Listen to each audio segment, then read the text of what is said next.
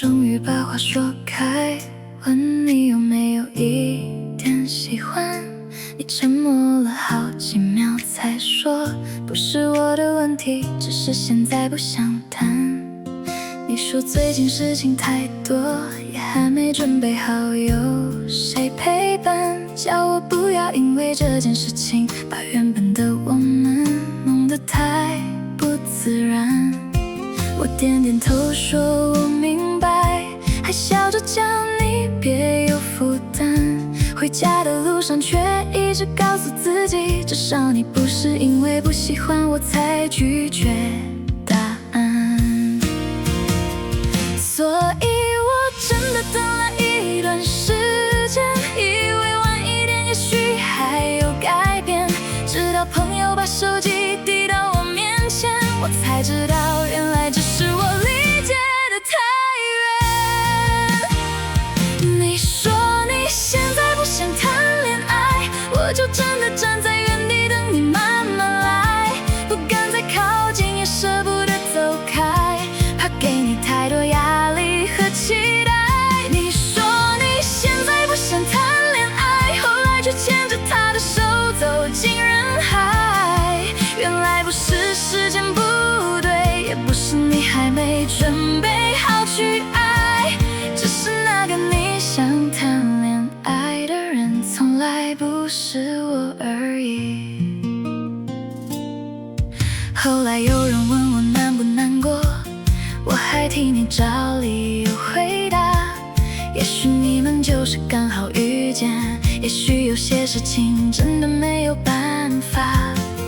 可是我记得你说过的话，每一句我都很认真收下。现在不适合，我还不想开始，原来那些委婉的答案只对我成立啊。你开始陪他一起回家，也会等他下课再出发。那些你说自己做不到的事，怎么遇见他以后突然都会了？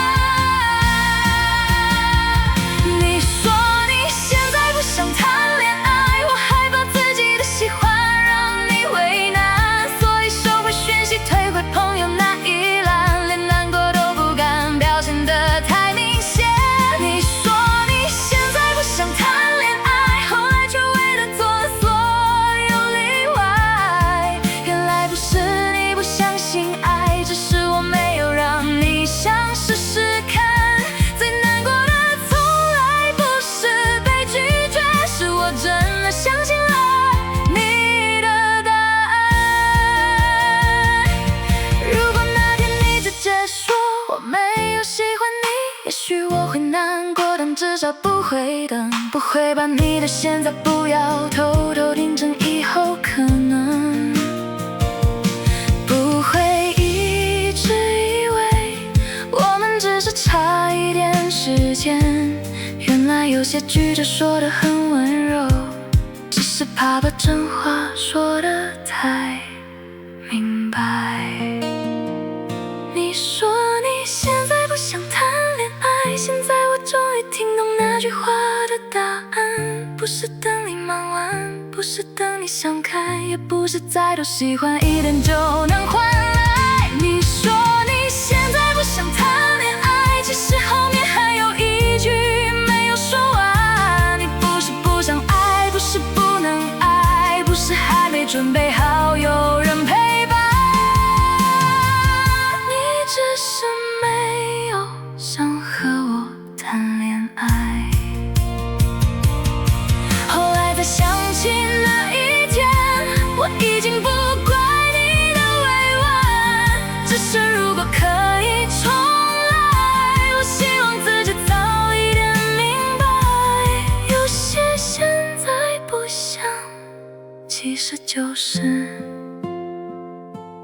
不是你。